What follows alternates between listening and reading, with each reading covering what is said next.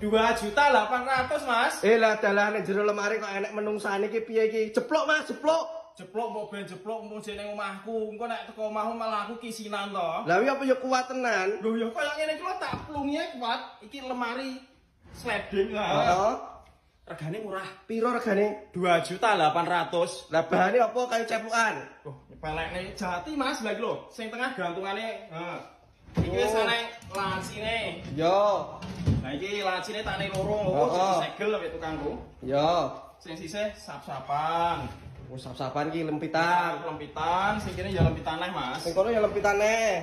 Ya no, lagi kok nek arep request njaluk gantungan kabeh, sap kabeh ya tak layani. Dilayani. Lah kok murah men to Mas? Iki ning desaku ya gak oleh masak meniki mesti enek 4 juta nek lemari sliding gede sak meniki. Nek nggonku ki gak sak akeh-akeh njupuk bathi Mas, saiki sepenting lancar. Sing penting bendino metu barange ya. Penting metu muter dadi dhuwit neh. Oke. Iki sing nomor 1 nomor Yo.